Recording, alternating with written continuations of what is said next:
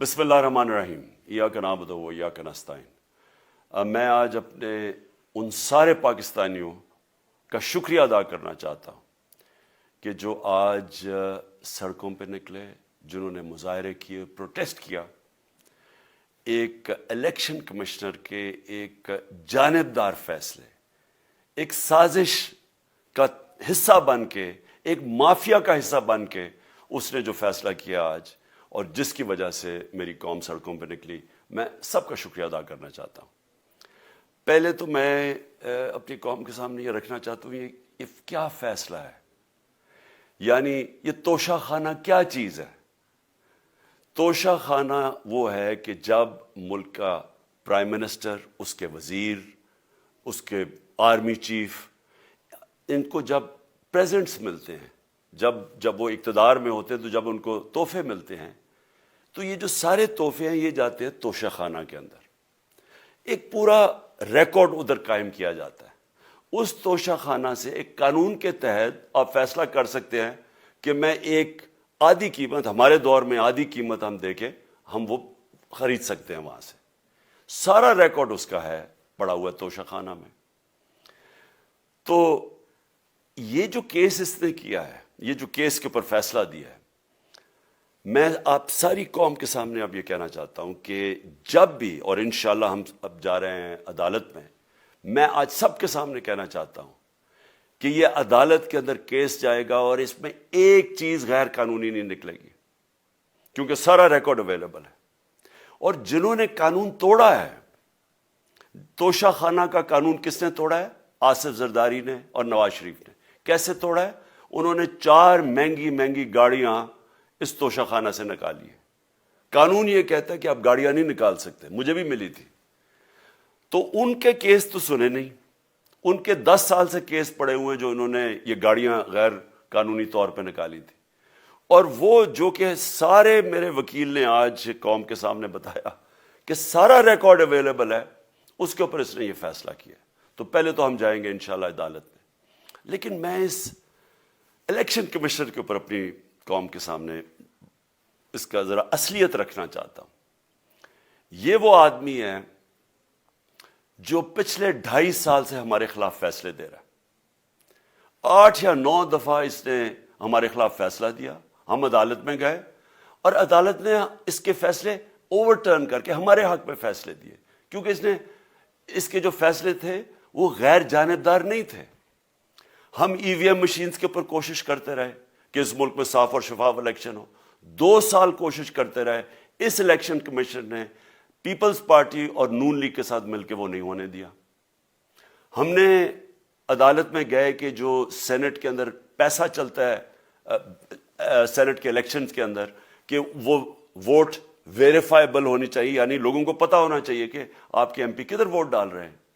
ہم supreme court میں گئے، سپریم کورٹ میں اجازت دے دی کہ ووٹ ویریفائبل ہونی چاہیے، اس نے روک دی۔ اس کے بعد یوسف رضا گیلانی کا بیٹا پیسے دیتے ہوئے پکڑا گیا ووٹ خریدتے ہوئے، اس نے کوئی ایکشن نہیں لیا۔ یہ اس نے جب ہمارا یہ ابھی جو آڈیو لیکس ہوئی ہے، اس کے اندر کیا چیز آئی ہے سامنے؟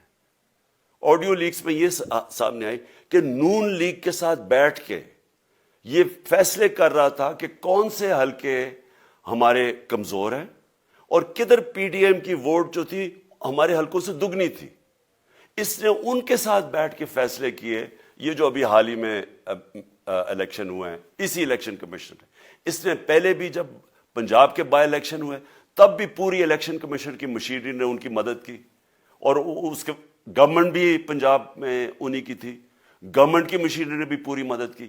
اس کے باوجود دونوں دفعہ یہ الیکشن ہار گئے، اور الیکشن اس لیے ہارے کہ پاکستان کی قوم ان کو ریجیکٹ کر بیٹھی ہے، اور اللہ کا شکر ادا کرتا ہوں ہمارے ساتھ کھڑی ہے۔ جب ہماری گورنمنٹ گئی تب سے یہ مافیا کوشش کر رہا ہے کہ تحریک انصاف کو ختم کرنے کی۔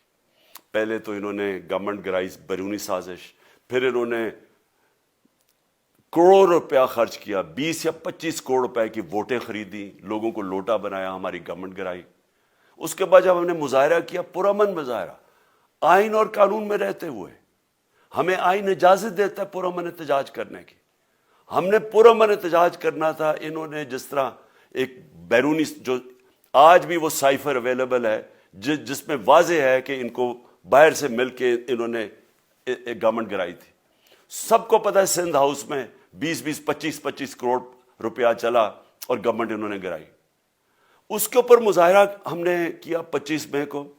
انہوں نے جس طرح کا ظلم و تشدد کیا ہمارے اوپر پاکستان کی تاریخ میں ایسے کبھی نہیں ہوا. عورتوں بچوں کے اوپر دیکھ رہے ہیں فیملیز, انہوں نے شیلنگ کی, گھروں میں گھس گئے رات میں, جو پنجاب پولیس کو انہوں نے استعمال کیا, اور انہوں نے سمجھا کہ پارٹی کراش ہو جائے گی. پھر بھی نہیں ہوئی. پنجاب کے بائی الیکشن ہار گئے. پھر انہوں نے میرے اوپر کیسز کرنے شروع کر دیے. کبھی عدالت میں ایک کیس ہوتا, کوئی 24 FIR ہے میرے اوپر. دہشت گردی کا میرے پہ کیس کر دیا. کیا کیس تھا؟ ساری دنیا میں رپورٹ ہوا وہ کیس. کیس کیا ہے کہ عمران خان کہہ رہا ہے کہ ریمانڈ پہ بھیجنے کے لیے ایک جس کے اوپر تشدد ہوا ہے, کسٹوڈیل ٹارچر ہوئی ہے شہباز گل کو, کہ ہم قانونی کارروائی کریں گے. اس کے اوپر دہشت گردی کا کیس کر دیا. تو پوری کوشش کرتے رہے نہ کسی طرح اس کو, کیونکہ میچ میں تو آپ کھیل نہیں سکتے تھے, تو عمران خان کو میچ سے نکال دو باہر.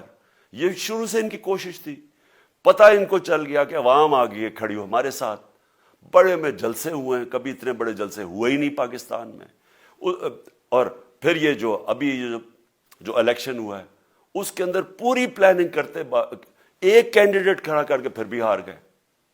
تو یہ مجھے پہلے ہی پتا تھا کہ انہوں نے اس کا رزلٹ کیا آنا ہے. میری ساری پارٹی کو پتا ہے, میں نے ان کو واٹس ایپ کیا, اپنے سارے لوگوں کو بتایا.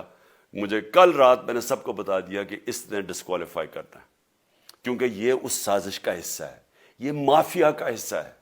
اور مافیا کیا کوشش کر رہی ہے یہ ذرا ساری قوم سن لو.